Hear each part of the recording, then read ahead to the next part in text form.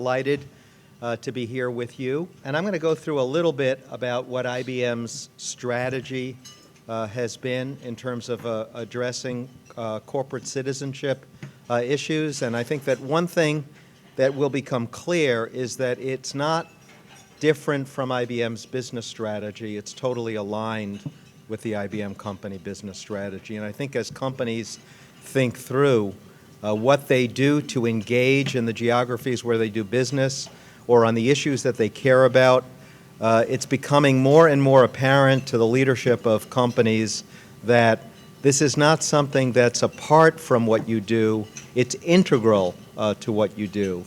Now, I appreciated that introduction, but I'll just give you a little bit of my personal background before I got to IBM.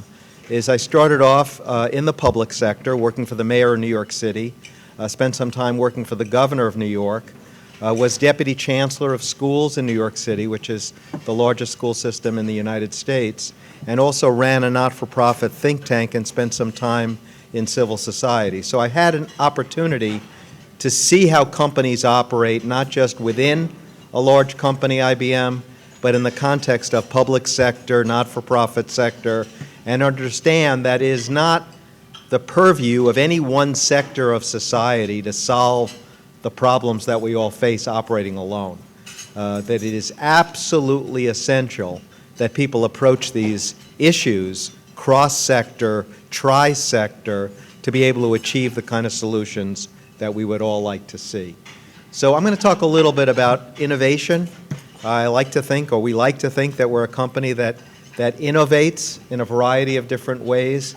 But some of the history of the company in terms of its innovation has bridged between public and private sector and the not-for-profit sector. You know, it was a year ago we went through our IBM centennial, and in the 100th anniversary of the company, spent a fair amount of time in the archives of the company, and it's clear that when the United States implemented Social Security, the then CEO of the company, Tom Watson Sr., working in cooperation with the federal government, helped to implement Social Security. They passed a law, but the government had never instituted a large-scale infrastructure that would be able to manage a program like that, and IBM did it. And about 30 years later, President of the United States, John Kennedy, talked about putting a man on the moon, and IBM and a number of other companies essentially moved in to NASA with their technical talent and engineering talent and played a large role in that successful engagement. So that's historically where we've been, but I think as we approach the 21st century, the issue is how do we move that forward in a more aggressive and exciting kind of way. Now, philanthropy is only one part of what people in the private sector can and should do about improving communities. But you know a little bit about the history of it. You know, the philanthropy in the United States was basically led by individual business leaders who made a lot of money through their business, and then their philanthropy was largely done separate from their business, whether that was, you know, the Fords, the Rockefellers, the Carnegies, the Mellons. The money came out of their business talent, but the philanthropy was something that was done individually. And we've seen an evolution about how people think about philanthropy. The goal was to be as generous as possible with your resources if you made a lot of money. And we saw this moving from individuals to corporations to the concept of shared value. Professors at the Harvard Business School talked about sharing the value between community and philanthropy and business. And now I think where we are is we're not interested in sharing something that has no value. We're interested in sharing things that have real value, and we're interested in maximizing that value. So at IBM, we're trying to look at, and this was a quote from a professor at the Harvard Business School, Rosabeth Moss-Cantor, the professor there, looked at the IBM approach and coined the phrase going from spare change to real change. The spare change approach is you make money and some of your money is spare change. You don't need it, so you donate it. and people need it, and they're delighted to have it. The real change approach is you don't donate what's not of value to you. You donate what is of real value to you, and you try to maximize that value to get real return for the community, real return for the business, because if the business maximizes its return, it essentially has more resources to share. So you're looking to, and this is again from the IBM branding campaign, but it's something that I think everybody could sign on to. We want to build a smarter planet. We want to make smarter decisions. We want to waste less resources. We want to maximize our talent, and we want to deliver higher value, and we want that value to be sustainable. We don't want it to be time limited. If we talk about an initiative, whatever it is, and we haven't structurally thought through how we bring it to scale and how we make it sustainable, then those initiatives, however exciting or beneficial, will not be sustainable, and they will not live long enough to address the problems that they were set out to address.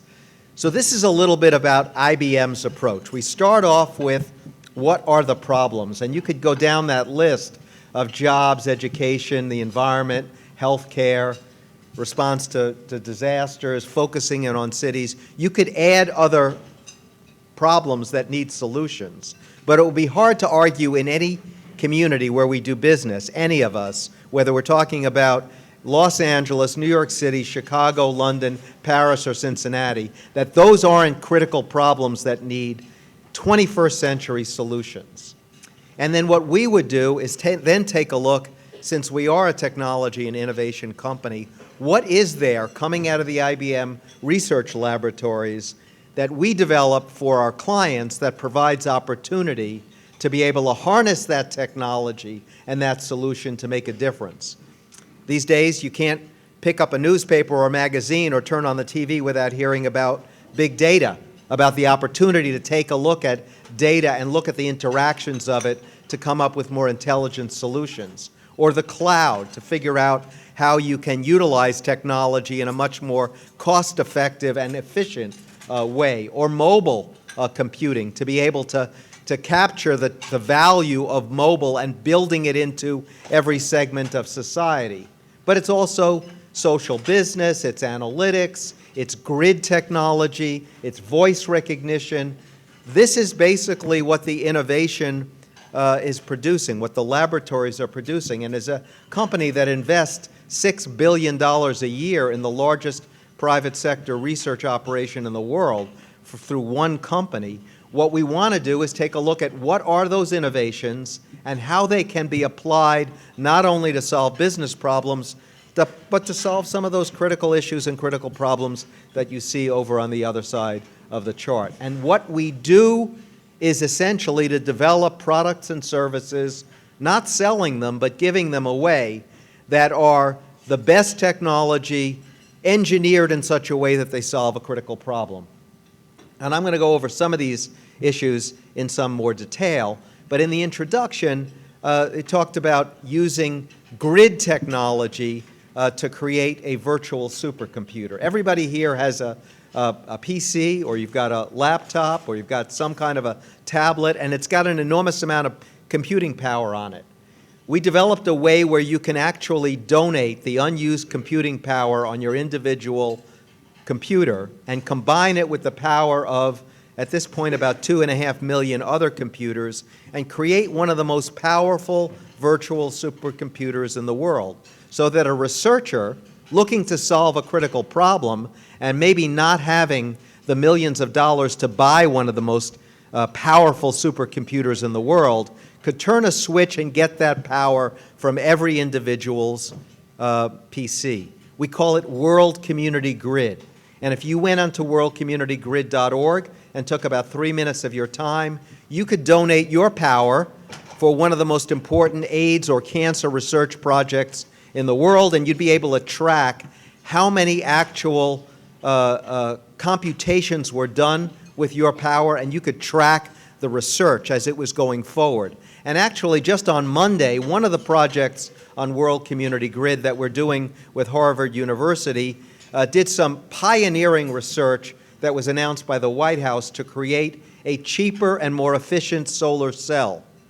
And the benefit of that is that you would be able to actually combine those solar cells in a can of paint, and you could paint on a solar cell, which would create enormous amount of opportunity and advantage in terms of solar cell technology and reduce the cost to a fraction of what it is today. And that's done because the researchers had access to a powerful supercomputer that could be able to do that kind of innovation.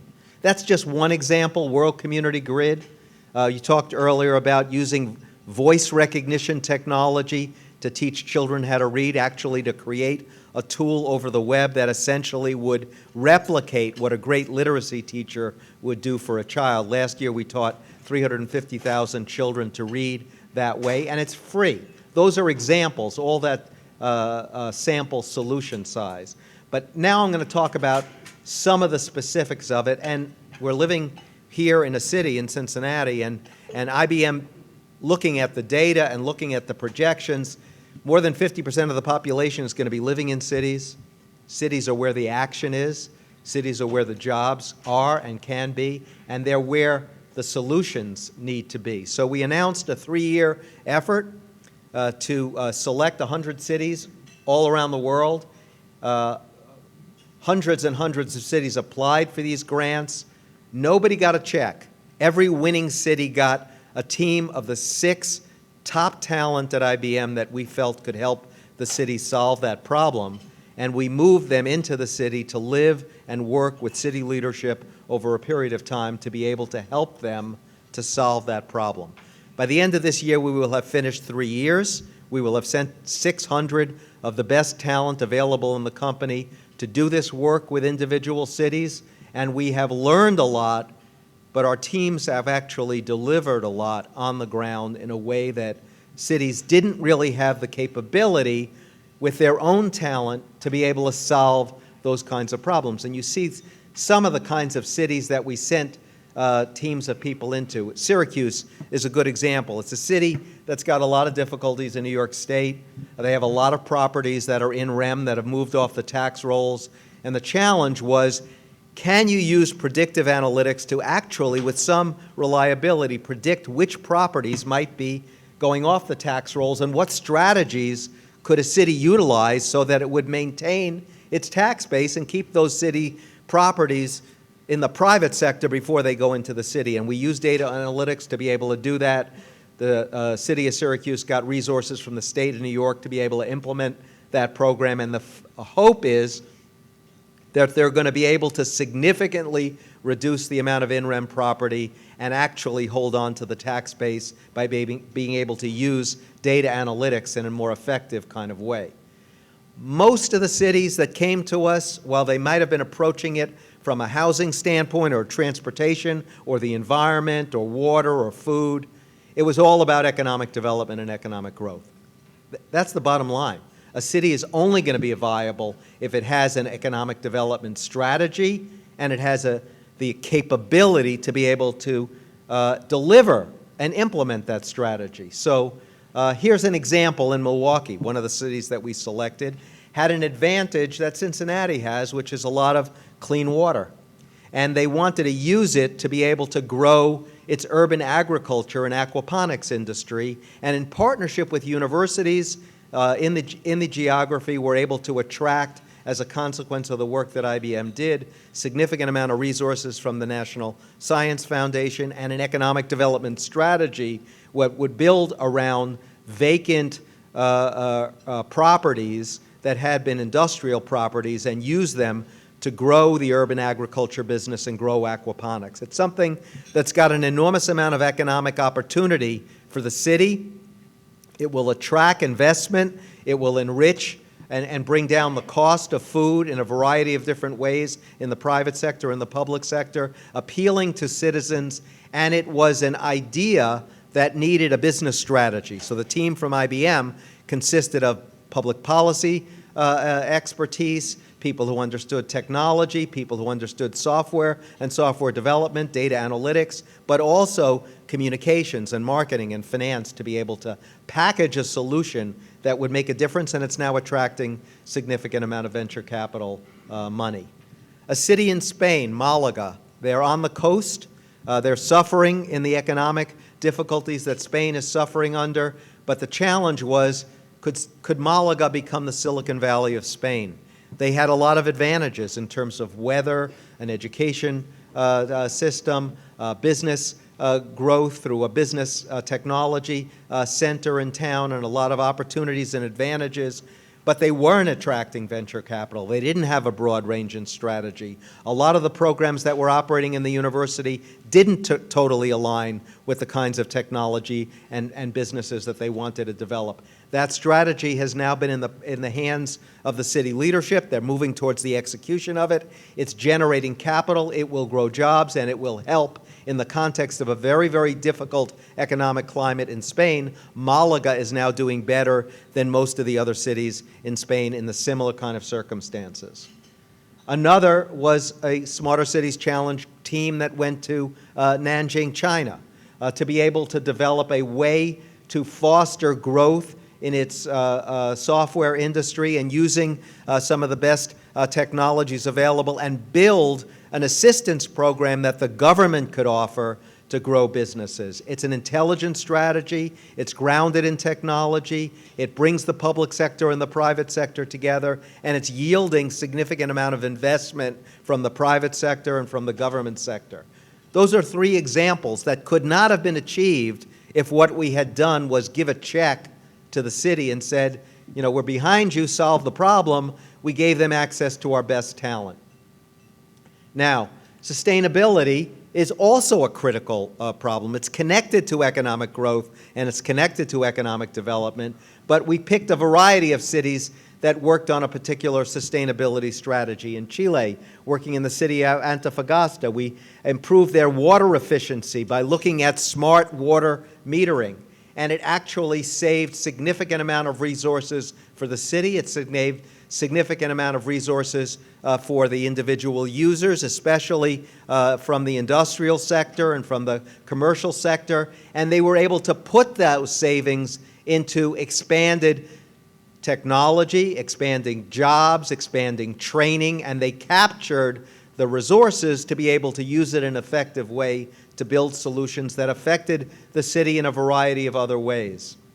In Copenhagen, a city in Denmark, and you would think this is a city that's really a leader. What kind of help could they possibly need? But in terms of looking at reducing carbon emissions, there were a variety of different strategies that brought the private sector and public sector together. And again, they've all produced economic benefit in a city and produced an opportunity for the city to reduce cost, improve their capability, and use it as part of an attraction strategy that other companies and other enterprises are finding appealing. In Townsville, Australia, a town that needed specific assistance, and again, in a lot of the same areas that I've talked about, and implementing a strategy with now the growth opportunity provided to them by the federal government and a variety of different research entities to be able to move in a way that will reduce water consumption, decrease energy costs. These are strategies that people need access to, but they don't necessarily have the talent in a city to be able to pull together all the resources that they need. And by the way, every city is fighting fires. They're responding to emergencies. They don't have the ability to have a team of people living together, working together to be able to solve that problem and presenting real solutions. Transportation, totally connected to economic growth and economic development. There are cities around the world that have had horrible effect on the private sector because you can't move goods in and out of the city, you can't move people in and out of the city, and they need significant help in a transportation strategy. And a variety of cities came to us looking for that solution. Boston is an example. They installed cameras around the city. The cameras were used to be able to take people who had violated traffic laws to be able to use it to send out tickets, to be able to get revenue for the city. But those cameras could have and did form the basis for an online system that would control traffic and transportation flow and control traffic lights. and also use sensors on the cameras to be able to do a lot of other predictive analytics that could help the city in areas that related to not only traffic, but air quality. And that's an example of something where the city had an idea, it was looking for help, they didn't have the skills, they didn't have the talent, they'd made the infrastructure investment, and now they've been able to maximize it to take it to the next level. The next stage is they're working on an app where people will be able to have on a smartphone the ability to control their plans in terms of traffic and be able to use that data to be able to change traffic requirements, criteria, enforcement, deployment of staff to be able to make a smarter city. In Nairobi, Kenya, we just read in the newspaper this morning the president didn't visit Kenya, but I can tell you, because I was there 3 or 4 weeks ago, that it is virtually impossible to get around the city without a major, major investment in transportation. They don't have traffic lights. The infrastructure is is crumbling. It really needs solutions. The team that we sent on the ground developed the strategy. 30 days later, they presented it to the World Bank. They got $325 million to implement a smarter transportation strategy in the city of Nairobi. And it'll be something that will benefit their industry, it'll benefit the businesses, it'll benefit government, it'll benefit citizens. And in Korea, a similar kinds of problem, using a variety of different technology tools to be able to control traffic flow, congestion pricing or road charging systems that will reduce traffic, increase revenue, with significant amount of investment capital to be put into public transportation. Those are examples of solutions that came out of the 100 Cities, Smarter Cities Challenge. But before I get into the next innovation or the next thing that we're doing, what did we learn working in 100 cities? We learned that there are a lot of common problems, there are a lot of potentially common solutions, and there are 3 overriding issues that virtually every city in the world is facing that needs creative solutions. First, governance. We ask cities to solve a problem, but we don't give them the authority to solve the problem.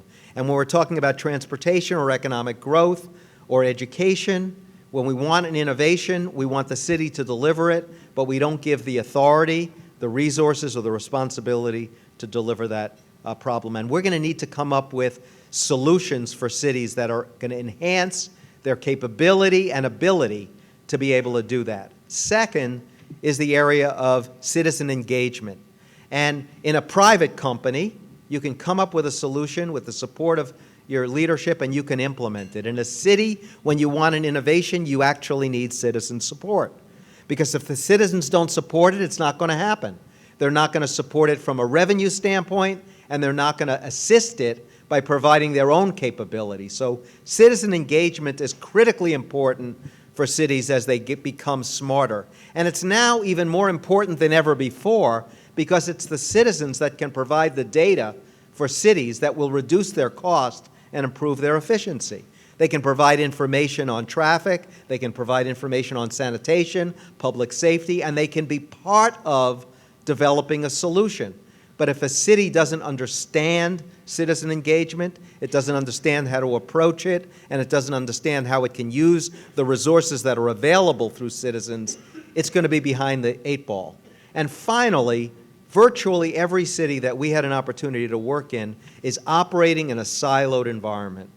And the problems are not siloed.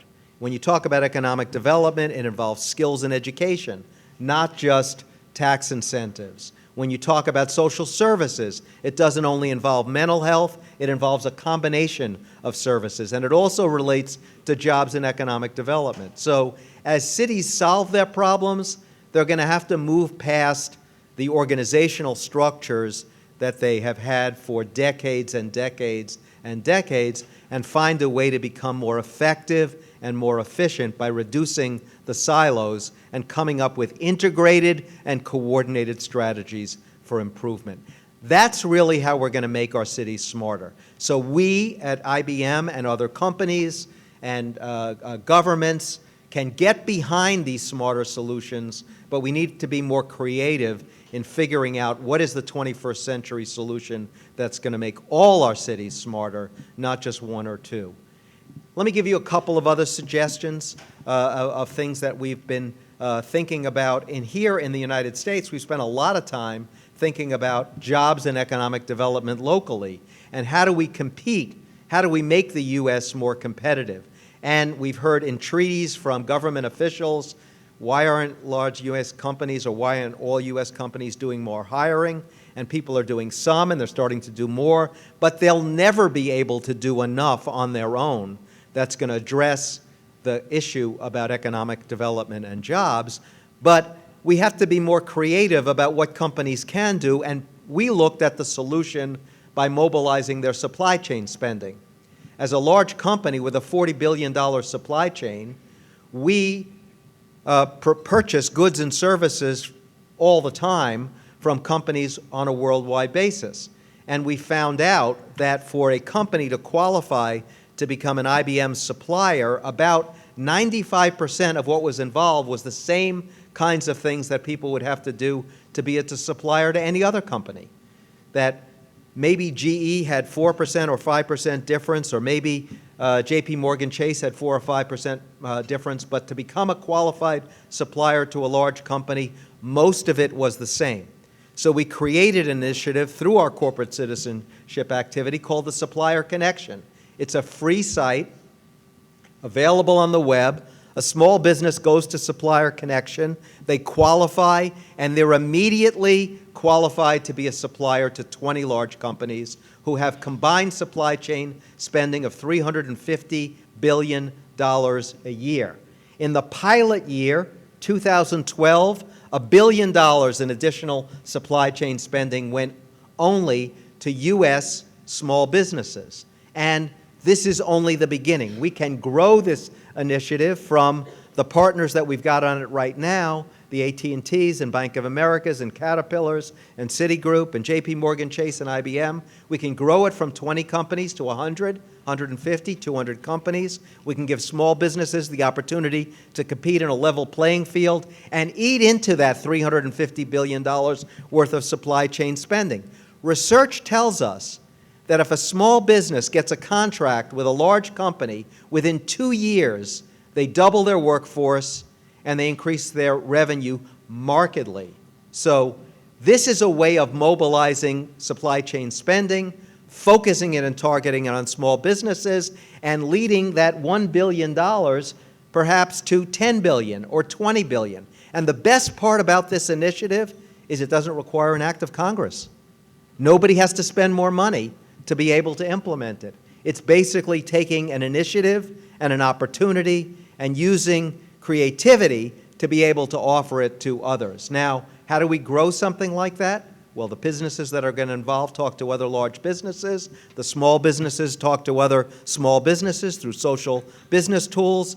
The SBA in Washington gets behind it. Individual economic development groups get behind it. More small businesses take the advantage. More large businesses are part of it. And the other benefit is to big businesses, because we at IBM has significantly expanded our small business spending through this operation, and we've gotten access to creative small businesses that are smarter, cheaper, better, and it's enriched our company as a result. So it's not just giving your largesse to small businesses, it's getting a benefit out of it the other way, and that's what Supplier Connection is all about.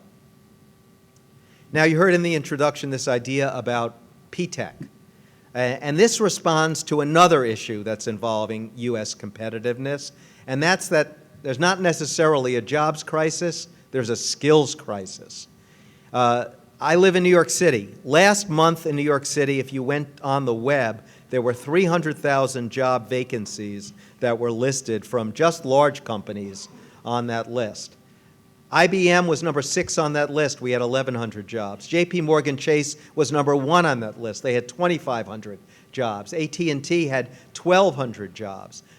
There are jobs that are available. There just aren't sufficient numbers of people who have the skills to be able to take those jobs.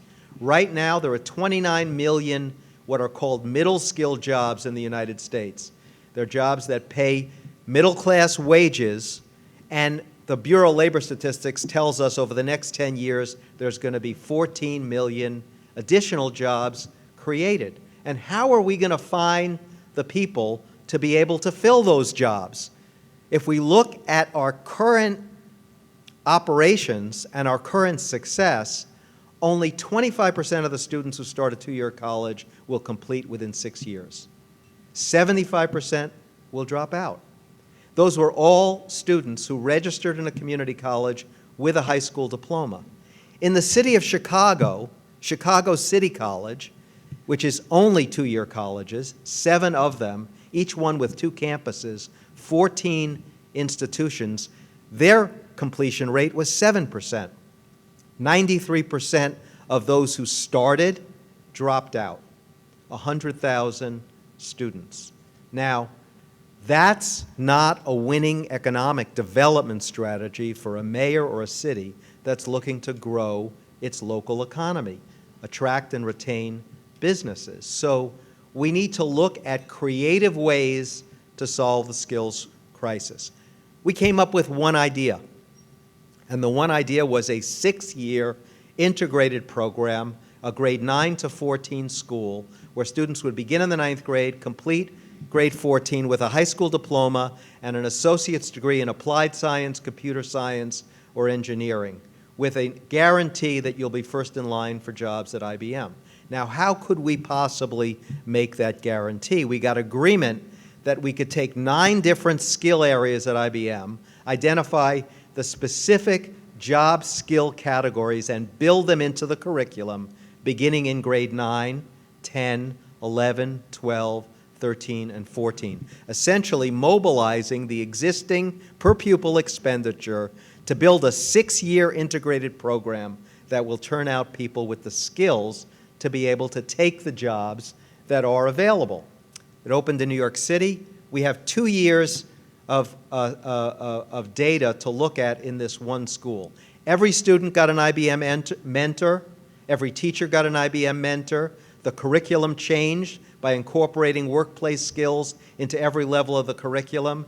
And it wasn't a charter school. It didn't have an exam to get in. It dealt with students in one of the most difficult neighborhoods in New York City, in Crown Heights in Brooklyn. At the end of the 10th grade, 50% of the students have already accumulated 17 college credits. And their passing scores are better than the passing scores of entry-level people in the community college who had a high school diploma. Why did they do better? Why is their attendance 94%? Why have 3/4 of the students at the end of the 10th grade already passed state regents exams, saying they're college ready at the end of the 10th grade in math and English? Because what went on in the classroom changed. All of the lessons incorporate workplace skills that are important. So for example, if you went into the math class at P-TECH, the entire semester-long project was that the team, students were brought into teams of 4 and 5. Their algebra and geometry skills were taught in the context of a semester-long project. You're going in competition with Apple, and you're going to develop an iPad with a different name and a different pricing structure, and they develop business plans and presentations. They work together over a period of an entire semester. Their math skills improved, their presentation skills improved, their writing skills improved, and as a consequence, their excitement, their attendance improved, their achievement improved. Their parents were more engaged and involved in the school. And this school, P-TECH in Brooklyn, doesn't spend a nickel more than any other school to get those results. So we opened with Mayor Rahm Emanuel 5 of them in Chicago last September, already replicating the same kinds of advances that were achieved in Brooklyn. And the governor of New York State, Governor Andrew Cuomo, announced a competition to start 10 more statewide in New York State, and the kinds of businesses that have stepped forward to do this are Johnson & Johnson, Lockheed Martin, CA Technologies, a variety of businesses who have the same kinds of skill problems that a company like IBM, and I would warrant to say many of the companies that are in this room. And what it will do, it will utilize existing federal dollars, about $1.4 billion through the existing career and technical education program that is largely supporting a 1950s or 1960s version of vocational education. President Obama mentioned this in the State of the Union and suggested that every student ought to have an opportunity to have this kind of an education or this kind of an opportunity. And they're planning a large-scale federal grant program for cities like Cincinnati, states like Ohio to be able to bid to reform their existing programs. And there'll be an opportunity to get better results out of our existing investment of dollars by bringing those investments up to the 21st century. And before I leave this PTEC slide, I'll give you one more example. In the middle 1960s, we set up a federal program called the Federal College Work-Study Program. Anybody heard of it? Okay, it's $1.2 billion, and the money goes down to universities so that students can work to earn their tuition, to pay their tuition. And those jobs are in the school library and the school cafeteria. And that's how they started, and that's how they exist decades and decades later. What would happen if that work experience with the $1.2 or $1.3 billion worth of federal money were actually jobs that provided young people with the experience and skills so that they could take a better job? We would be leveraging our investment with a huge amount of money, and we'd be doing it in a way that we could create a U.S. version of an apprenticeship program. These are the kinds of things that we're thinking about at IBM, and in each instance, they don't involve large federal expenditures, they don't involve new legislation like Supplier Connection, they involve creativity and innovation, but they don't involve spending huge amounts of money in different ways. They involve using those resources in innovative ways that produce a larger amount of an effect. So, how do we measure all of these things that I talked about, whether it's voice recognition to teach children to read, or a virtual supercomputer, or Supplier Connection, or Smarter Cities Challenge? We basically look at a variety of different measurements. Number one, how successful was it in building our talent at the company? Because we use thousands and thousands of our employees in working on these programs. Well, what we know is it improves our retention rates for top talent. It helps us recruit top talent to work for the company. When we did an analysis of hiring decisions, when we went after people, the number one issue was how much money people were going to get paid. Number two was where they were going to work. And number three was the opportunity to work in the kind of corporate responsibility and citizenship programs that we're talking about. So it produced an actual economic benefit and return to the company. Number two, all of these innovations, whether they resulted in new patents, they resulted in new technology, whether it's grid or voice or cloud, it all then, that capability was embedded in other products and services. So the investment that we made had an ancillary benefit for the company in our bottom line. We were also able to open new markets. When we sent Smarter Cities Challenge teams into Africa and Southeast Asia and a variety of different areas, we opened markets for the company in a way where people used to think about all of your activities from a citizenship standpoint were only in those places where your employees were, your clients were, and your business was. Maybe it could be in the areas where you open opportunity and open business, and that's really produced benefits for us in the bottom line. And these high ratings by the independent entities that look at your citizenship portfolio, those are the things that socially responsible investment funds rely on to make recommendations about what stock to buy. So our ratings in corporate responsibility, high ratings of number one or number two, last year gave us an additional $200 million worth of investment in IBM stock by socially responsible investment funds that control over $1 trillion in assets. So people are looking about what stock to buy, and they're looking for companies that have strong economic performance and strong social performance. And finally, you affect the brand of your company, and you produce a real economic return by increasing your brand value. So that's This is not about just being generous. Everybody should be generous. But their generosity will relate to how effective they are and how much return they are producing.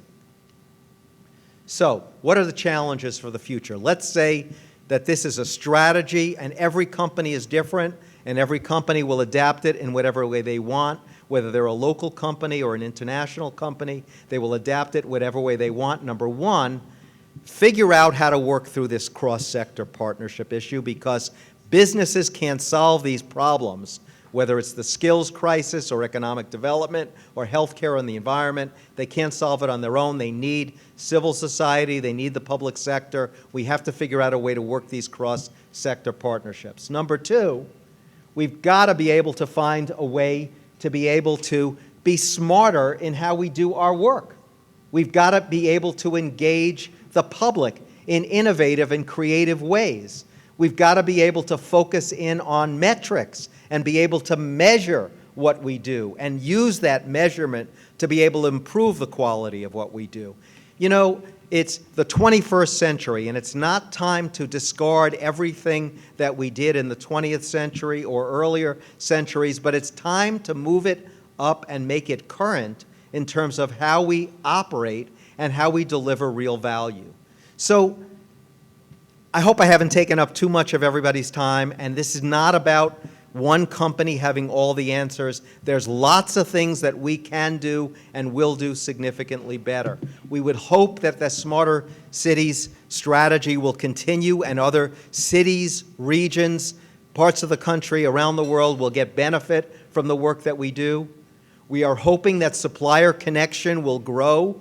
We're hoping that our investment in technologies like grid and cloud and mobile and social will be able to be embedded in developing solutions that are going to be able to make, you know, the geographies where we operate in more competitive and lead to growth. But there are lessons for everyone, and that is, if you want to develop a strategy to solve the solutions of the 21st century, don't think that you can operate the way that you operated in the 20th century. Don't operate in a silo. Don't operate one sector operating on their own.